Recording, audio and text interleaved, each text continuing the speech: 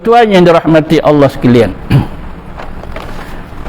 Syekh Ad-Dimyati, Syekh Muhammad bin Abdullah Ad-Dimyati, dia kata qala ba'dus salaf, setengah daripada kalangan salaf yang terdahulu, man ahabba an yakthura maluhu wa waladuhu wa yubaraku lahu fi rizqihi, siapa-siapa yang mau hartanya menjadi banyak, siapa yang nak anak dia ramai, siapa yang mahu rezekinya diberkati, ni semua kita mau, kan? Semua kita mau. Apa dia? Harta kita nak, anak kita nak, masuk anak dia turun ke bawah, cucu cicit kita nak, kan? Tak ada anak banyak pun tak apa, kan? Dengan amalan insya-Allah Allah Taala takdirkan cucu kita ramai. Ada saya jumpa, kan? Besok dia kata apa? Sopa tu lah isu anak dia, kan? Mak dia seorang, orang kata sebatang kara ke seorang. Lepas tu dapat anak seorang. Tengok dia tak lebih punya, pasal apa? Dia pun seorang, tunggai, kan? Tak ada abang dia, tak ada kak dia, tak ada adik dia, seorang-seorang. Semak dia. Kadang kebetulan macam tu. Tapi pernah berlaku ramai anak dia, kan? Anak berapa lah? Anak 7. Kan tak ada adik-beradik, kan? Tak ada saya, kan? Saya, mak saya seorang, saya seorang, kan? Mai ke dia 7. Ni semua kerja Allah, kan? Jangan duk mana-mana doa sampai ke bawah kok mana pun duk seorang tu lah, jangan, kan? Kita buat kerja kita sudah lah, Allah Ta'ala punya kerja. Tapi di sini ada, kan? Kita kata apa? Kaedah. Ada kaedah yang disebut oleh Syekh Muhammad Ad-Dimyati berdasar kepada amalan salafus soleh.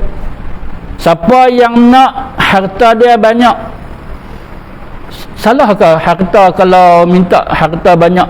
Kalau kita kedekut, salah. Kalau kita salah guna harta, salah.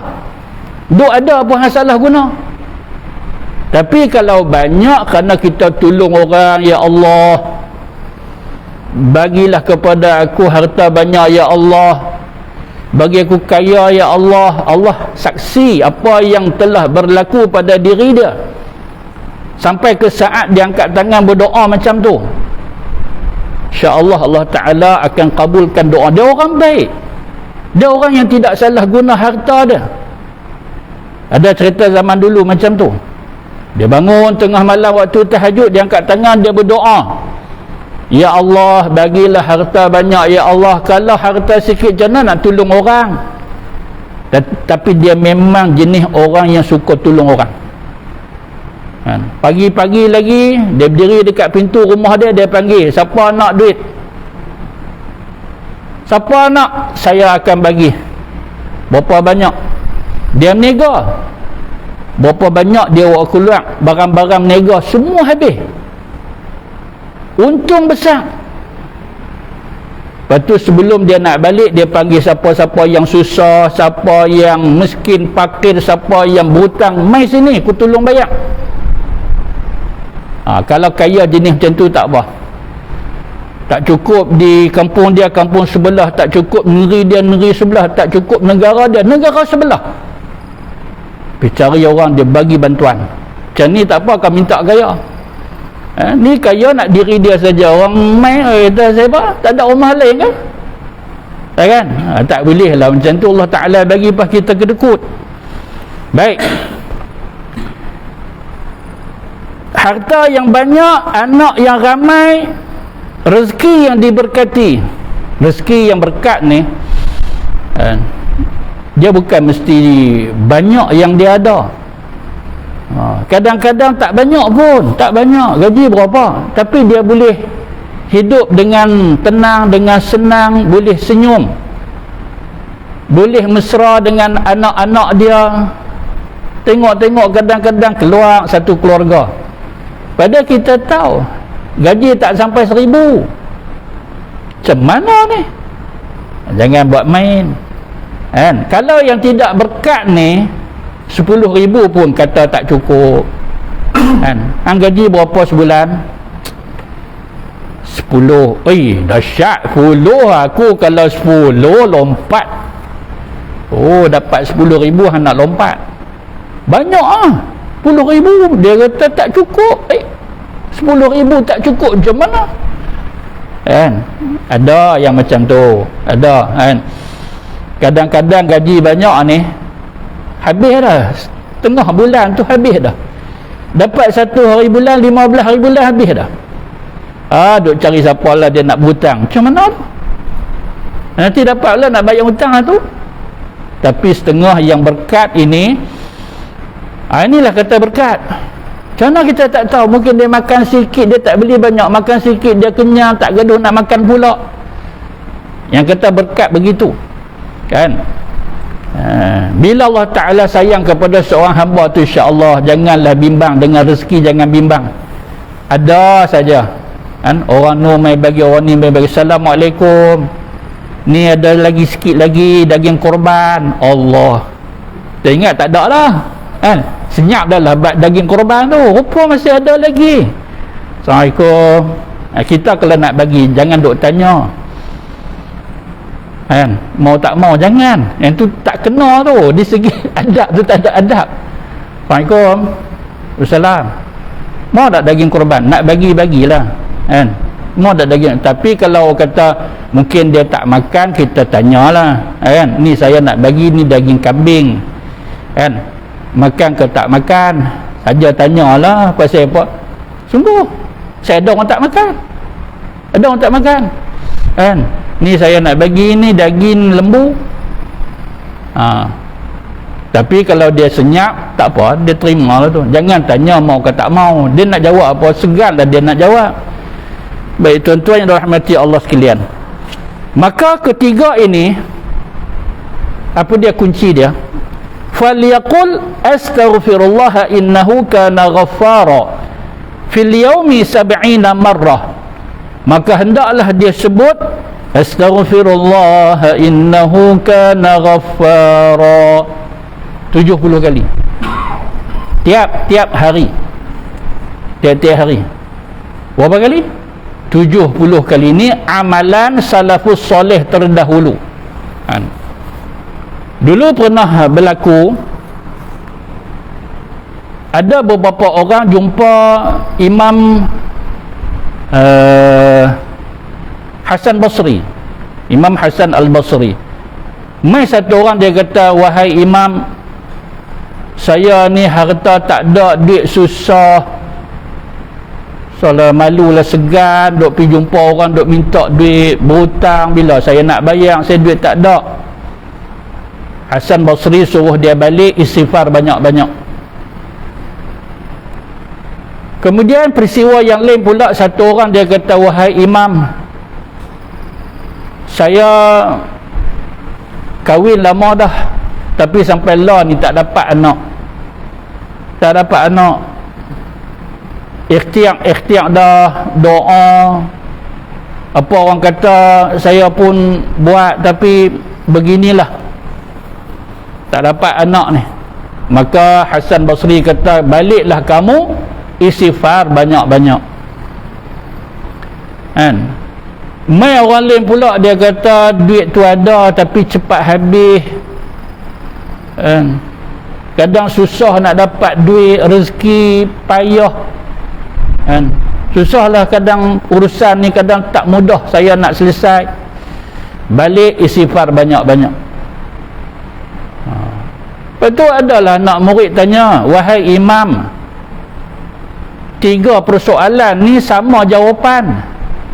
Mai orang kata harta tak ada, istighfar, anak, balik istighfar, anak tak ada ni, payah dapat anak, payah lekat ni, istighfar juga. Pas masalah rezeki dia sempit susah, istighfar pula kan. Maka Hasan Basri kata, tidakkah kamu membaca surah Nuh ayat 10, ayat 11, ayat 12? Apa Allah Ta'ala sebut? Faqultu astaghfiru rabbakum innahu kana ghaffara yursilis samaa'a 'alaikum midrara wa yumdidkum bi amwalin wa banin wa yaj'al lakum jannatin wa yaj'al lakum anhara. Tak baca kan? Saya baca.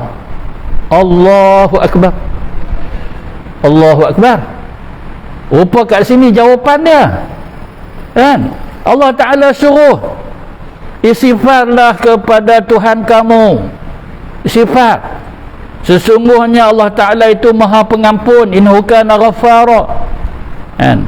Allah yang mengirimkan hujan yang lebat kepada kamu.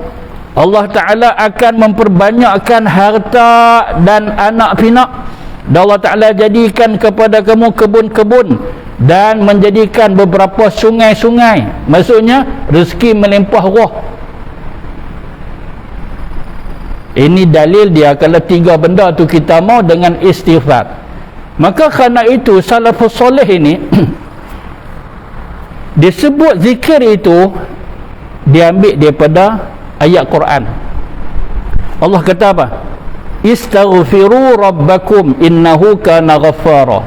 Maka ubah astaghfirullah.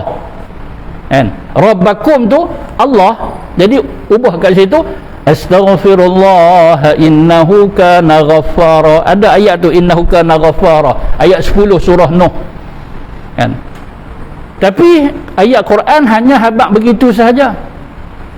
Ni yang kata 70 ni, 70 fil yaumi 70 marrah, tiap-tiap hari 70 kali tu ambil mana?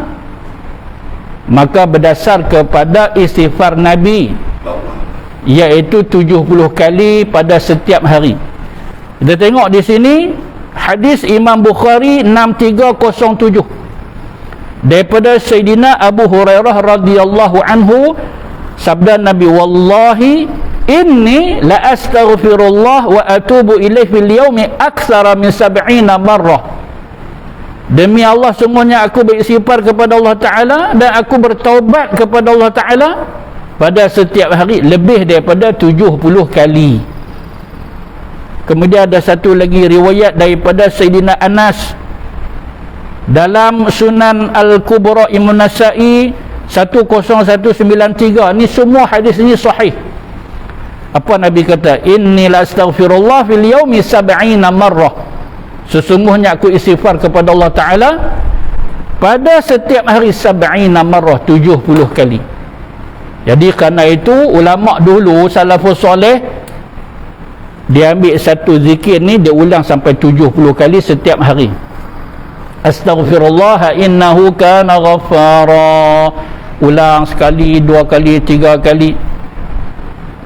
Dan kelebihan dia inilah dia, Allah Ta'ala insya-Allah akan kurnia kepada dia harta yang banyak, rezeki yang mencukupi, bahkan mungkin lebih, anak yang ramai, tidak anak cucu.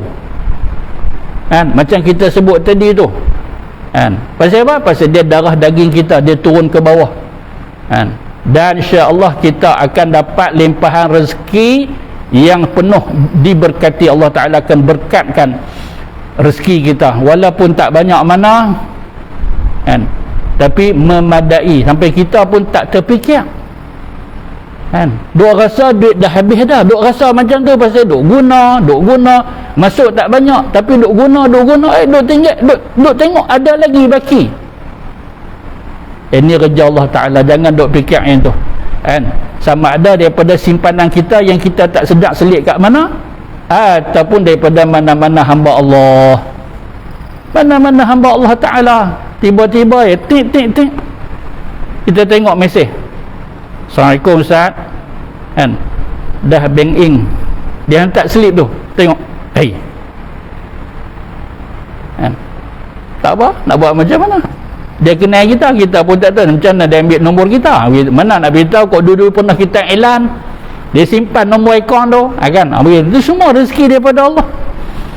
Jadi tuan-tuan yang dirahmati Allah sekalian, bab istighfar ni kita lihat Nabi SAW seorang yang maksum, terpelihara daripada salah silap dosa. Tapi ada yang kata salah, tapi silap sengaja Allah Ta'ala nak bagi kepada Nabi supaya menjadi ikutan kepada umat dia. Ada, saya biasa dengar ceramah yang macam tu kan. Nabi tidak salah tapi ada silap kan, ada silap.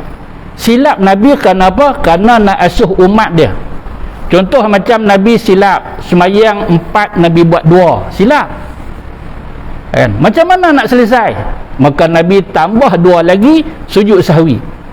Tu cara nak selesai kan. Ada semayang yang 4 rakaat Nabi lajak jadi 5, silap tapi silap macam mana nak selesai pula? Nak tambah lagi ke? Mana nak tambah dah, ada 5 pun dah tambah dah kan.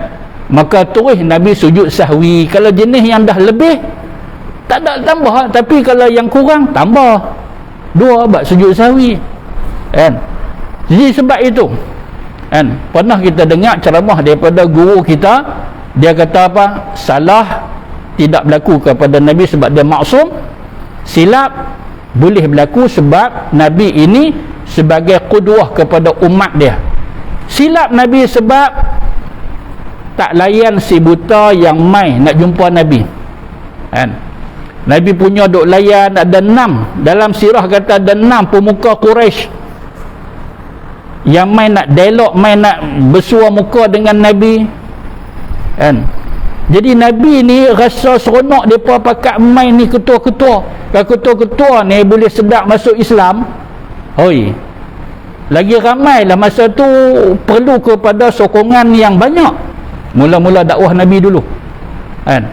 Tiba-tiba Ummu Maktum kan, Abdullah Ummu Maktum dia main, maka Nabi tak layan dia, Nabi tak tengok ke dia. Tu yang turun tu abasa wa tawalla kan. Abasa wa tawalla an ja'ahul a'ma, si buta yang datang tapi kamu tak ambil peduli. Abasa bermasa muka kamu, wa tawalla tak paling kamu ke dia, tengok ke lain ketika mana datang si buta. Jadi ayat-ayat ni secara tidak langsung mendidik Nabi kita, yang akhirnya bila turun ayat sempurna dah Islam pada hari ini, sempurnalah akhlak Nabi SAW. Sebab itu Aisyah kata apa? Kana khuluquhul Quran, akhlak Nabi adalah Al-Quran. Sempurna turun Quran yang kita duk tengoklah 30 juzuk, maka itulah akhlak Nabi kita, Nabi Muhammad sallallahu alaihi wasallam. Cumanya Nabi ni kan, seperti yang kita sebut tadi, maksum, terpelihara daripada dosa, pun istighfar banyak. Kita kenapa tidak istighfar banyak-banyak? Dah tahu dah, tak usah orang bagi tahu, kita tahu sendiri. Banyak dosa kita, maksiat kita, istighfar kurang kan. Kalau buat pun kenapa? Kerana ikut imam. Kalau imam tak sebut, aku tak sebut. Dia pergi satu masjid, habis-habis salam terus angkat tangan. Oh, dia kata syu'ah masjid ni tak gaduh nak apa, tak gaduh nak apa kan. Biarlah imam angkat tangan, kita istighfar lah pelan-pelan, istighfar 3 kali kan. Buat macam Nabi buat, tak apa nak ikut doa dia, tak apa. Tapi kita kalau imam tak sebut istighfar, kita sebut. Pasal apa? Pasal Nabi tak tinggal istighfar lepas daripada solat. Astaghfirullah, astaghfirullah, astaghfirullah, sampai kita duk angkat tangan begitu kan. Mudah-mudahan Allah Subhanahu wa ta'ala memberi kepada kita kekuatan untuk melakukan ibadah kepadanya, insya-Allah. Bismillahirrahmanirrahim. La yadurru ma'as